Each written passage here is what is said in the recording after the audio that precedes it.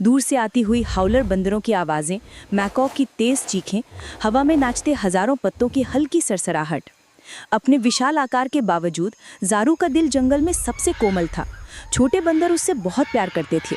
वे उसकी बाहों में झूलते, उसकी पीठ पर चढ़ते और उसके कान खींचते, जबकि वो धैर्यपूर्वक बैठा रहता, मानो एक जीवंत जंगल जिम हो जिसमें असीम धैर्य और अनगिनत कहानियां हों। लेकिन एक सुबह कुछ बदल गया। जंगल में एक ऐसी आवाज़ गूंजी जो ज़ारू ने पहले कभी नहीं सुनी थी। एक यांत्रिक गुर्राहट जिसने पक्षियों को चुप करा दिया और छोटे जीवों को छिपने के लिए भागने पर मजबूर कर दिया। ज़ारू के कान खड़े हो गए और उसकी रीढ़ में एक सिहरन दौड़ गई। ये खतरे की आवाज़ थी, ये मशीनों के साथ इंसानों की आवाज़ थी। ज़ारू जानता था कि उसे जांच करनी होगी। अपनी प्रजाति का सबसे बड़ा सदस्य होने के नाते उसे अपने जंगल के घर की रक्षा करने की जिम्मेदारी महसूस हुई। वो अपने आकार के हिसाब से आश्चर्यजनक शान से छतरी के पार आगे बढ़ा। उसके शक्तिशाली अंग उसे तेजी और चुपचाप उस अजीब सी आवाज़ की ओर ले जा रहे थे जो हर छलांग के साथ तेज होती जा रही थी। ज़ारू ने जो देखा उससे उसका दिल टूट गया। उसके प्यारे जंगल में एक विशाल रास्ता बना दिया गया था। प्राचीन वृक्ष सोए हुए दानवों की तरह गिरे पड़े थे। उनकी जड़ें कठोर धूप में खुली हुई थीं। धातु के दांतों वाली पीली मशीनें जमीन चीर रही थीं और हाड़ पहने हुए लोग इंजनों की गर्जना के बीच आदेश दे रहे थे। ये लकड़ी काटने का काम था। लोग पेड़ दर पेड़ उसका घर छीन रहे थे। ज़ारू के सीने में गुस्सा उबल रहा था। ये पेड़ सैकड़ों सालों से खड़े थे। वो विशाल मातृवृक्ष जहाँ बंदरों की 3 पीढ़ियां ने जन्म लिया था, करवट लेकर पड़ा था। उसके पत्ते मुरझाने लगे थे। लेकिन ज़ारू सिर्फ गुस्से में नहीं था, वो डरा भी था। अगर इंसान काटते रहे तो उसका परिवार कहाँ जाएगा? चिड़िया कहाँ घोंसला बनाएंगी? तेंदुआ कहाँ शिकार करेंगे? उस रात ज़ारू ने एक सभा बुलाई। उसकी गहरी आवाज़ जंगल में गूंजी, मीलों दूर तक। चांदनी में वो आ गए। तरह तरह की बंदर, तेंदुए, आथी, चिड़िया, यहाँ तक कि छोटे छोटे पेड़ के मेंढक भी। सब जानते थे कि ज़ारू का बुलाने का मतलब है कि कुछ महत्वपूर्ण हुआ है। चांदी की चांदनी में ज़ारू ने उन्हें बताया कि उसने क्या देखा था।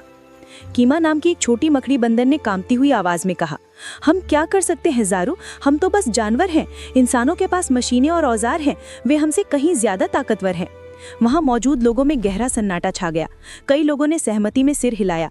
उनकी आंखें निराशा से भरी थीं, लेकिन ज़ारू और भी मजबूती से खड़ी रही। ज़ारू ने कहा, हमारे पास मशीनें भले ही ना हो। उसकी आवाज़ दूर से आती बिजली की गड़गड़ाहट की तरह गहरी और स्थिर थी। लेकिन हमारे पास कुछ ऐसा है जो इंसान भूल गए हैं। हमारे पास एकता है, हमारे पास बुद्धिमत्ता है, हमारे पास अपने घर के लिए प्यार है। ताकत सिर्फ आकार या औजारों में नहीं होती, ये दिल में होती है, साहस में होती है और साथ खड़े होने में होती है। क्या तुम मेरे साथ खड़े होगे? प्रतिक्रिया कानफोड़ थी। हर प्राणी ने अपनी आवाज ऊंची की। चीखें, दहाड़ें, चहचहाहट, तुरहें, आज्ञा का ऐसा स्वर कि जंगल के पत्ते तक हिल गए। वे चुपचाप नहीं जाएंगे, वे बिना लड़े अपना घर नहीं छोड़ेंगे। और ज़ारू के नेतृत्व में उन्हें विश्वास था कि उनके पास एक मौका है। 3 दिन और 3 रातों तक ज़ारू और जंगल के सबसे बुद्धिमान जीवों ने एक योजना बनाई। ये खतरनाक होगी, इसमें हर जानवर को अपनी भूमिका निभानी होगी। लेकिन अगर वे सफल हो जाते तो वे इंसानों की गति को इतनी देर तक धीमा कर सकते थे कि मदद पहुंच सकती। क्योंकि ज़ारू ने अच्छे इंसानों की कहानियां सुनी थी जो जंगलों को नष्ट करने के बजाय उनकी रक्षा करते हैं। भोर हुई और ऑपरेशन फॉरेस्ट हार्ट शुरू हुआ। जब लकड़हारे अपने कैंप में सो रहे थे तो सैकड़ों पक्षी उनके उपकरणों पर टूट पड़े। तोतों ने रबर की नली उखाड़ दी, फोड़वाओं ने तारों को नुकसान पहुंचाया और ज़ारू के नेतृत्व में बंदरों ने मशीनों से महत्वपूर्ण पुर्जे निकालकर पूरे जंगल में छिपा दिए। जब लकड़हारे जागे और उन्होंने अपनी मशीनें चलाने की कोशिश की तो कुछ भी काम नहीं आया। वे उलझन में सिर खुजा रहे थे, हताशा में एक दूसरे पर चिल्ला रहे थे। पेड़ों की सुरक्षा में खड़े ज़ारू ने संतोष से देखा। ये तो बस शुरुआत थी। उन्होंने अपने लिए समय खरीदा था, लेकिन कितना? लेकिन इंसान जिद्दी हैं। उन्होंने नए उपकरण लाए, पहरेदार तैनात किए और खोए हुए समय की भरपाई करने के लिए तेजी से काम किया। ज़ारू को एहसास हुआ कि सिर्फ तोड़फोड़ ही काफ़ी नहीं होगी।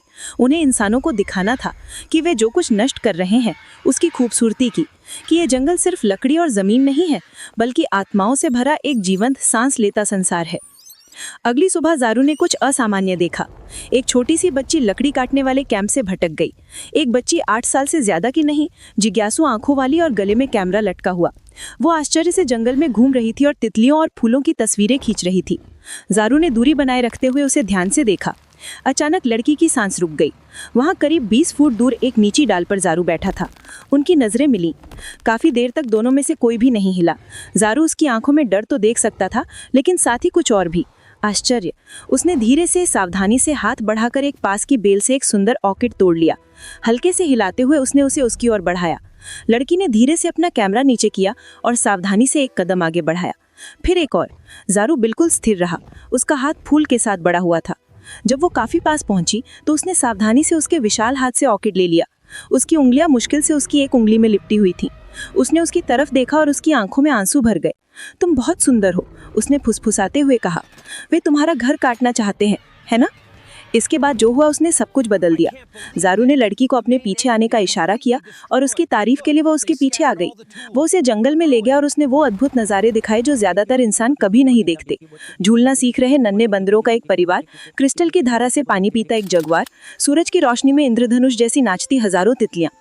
आखिरकार ज़ारू उसे मातृवृक्ष के पास ले गया, जो अभी भी खड़ा था लेकिन अपने गिरे हुए बच्चों के ठूठों से घिरा हुआ था। उसने अपना बड़ा हाथ उस पुरानी छाल पर रखा, फिर लड़की का छोटा हाथ अपने पास रख दिया। पेड़ के आर पार वो उसे महसूस कर सकती थी, एक गहरी धड़कन, जैसे दिल की धड़कन। ये जिंदा है, उसने सांस ली। सचमुच जिंदा है। ज़ारू ने धीरे से सिर हिलाया। लड़की ने अपना कैमरा उठाया और हर चीज की तस्वीरें लेने लगी, मातृवृक्ष की, ठूठों की और आखिर में ज़ारू की भी। वो उसके लिए पोज करने लगा, गर्व से नहीं बल्कि गरिमा से। उस पुराने पेड़ के पास ऊंचा खड़ा, एक हाथ उसके तने पर रखे, उसने सीधे उसके लेंस में देखा। उस तस्वीर में इंसान किसी जानवर को नहीं बल्कि एक रक्षक को देखेगा, एक रक्षक, एक आत्मा। लड़की का पिता जो लकड़ी काटने का काम करता था, उसे बेतहाशा ढूंढ रहा था। आखिरकार जब उसे वो मिली तो वो ज़ारू के साथ बैठी उसे अपने कैमरे की स्क्रीन पर तस्वीरें दिखा रही थी। आदमी ठिठक गया, उसका हाथ सहज ही बेल्ट पर लगे रेडियो की ओर गया। लेकिन उसकी बेटी ने उसकी तरफ देखा और 4 शब्द कहे जिससे वह स्तब्ध रह गया। पापा, वो मेरा दोस्त है। उस शाम फॉरमैन ने अपनी बेटी की तस्वीरें उसके कैमरे में देखीं। हर तस्वीर एक कहानी बयां कर रही थी, जीवन से भरा एक जंगल, बुद्धिमान और सुंदर जीव जंतु, और इन सबके केंद्र में ज़ारू नाम का एक विशाल बंदर। एक तस्वीर में ज़ारू छोटे बंदरों से घिरा बैठा था, दूसरी तस्वीर में वो मातृवृक्ष के सामने सुरक्षा की मुद्रा में खड़ा था। उसके हाथ कांप रहे थे। वो क्या कर रहा था? फोरमैन ने एक ऐसा फैसला लिया जिससे उसकी नौकरी तो चली गई लेकिन उसकी आत्मा बच गई। उसने अपने नियोक्ता को, फिर स्थानीय संरक्षण प्राधिकरण को और फिर अंतर्राष्ट्रीय वन्यजीव संघ को फोन किया।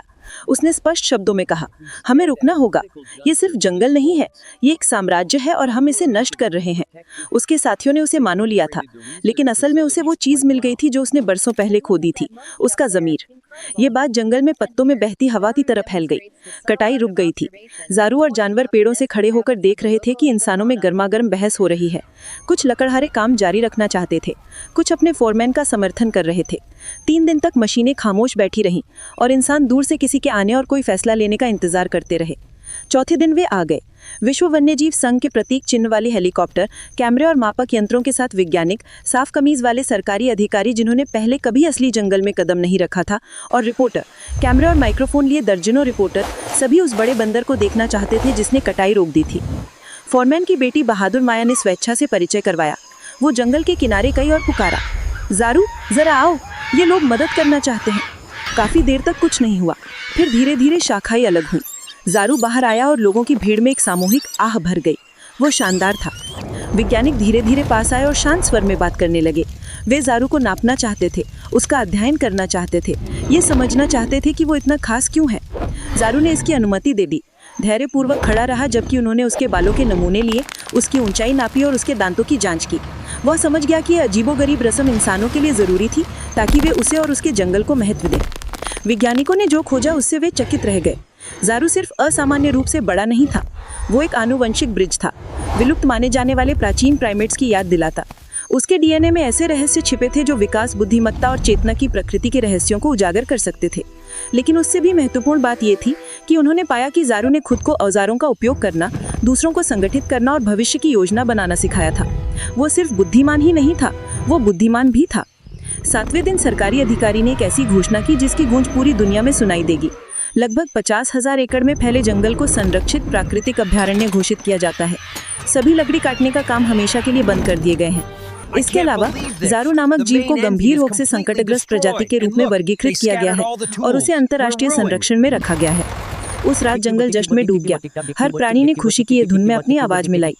ज़ारू अपने परिवार के साथ कपोक के पेड़ की अपनी पसंदीदा शाखा पर बैठा था और जुगनू उनके चारों ओर जीवंत तारों की तरह नाच रहे थे। माया आखिरी बार अलविदा कहने के लिए कैंप में लौटी थी और ज़ारू ने उसे एक उपहार दिया था, जंगल के सबसे दुर्लभ पक्षी का एक पंख जो इंद्रधनुष जितना चमकीला था। आने वाले हफ्तों में जंगल में अच्छे और चिंताजनक दोनों तरह से बदलाव आए। इको टूरिस्ट महानती ज़ारू की एक झलक देखने के लिए आए। वैज्ञानिकों ने जंगल के किनारे एक छोटा सा शोध केंद्र बनाया। दुनिया ने उसका घर खोज लिया था। ज़ारू ने यह सब सतर्क उम्मीदवादी के साथ देखा। इस ध्यान ने जंगल की रक्षा की, लेकिन क्या इससे शांति भी भंग होगी? लेकिन सभी आगंतुक कैमरे और शोर शराबे के साथ नहीं आए।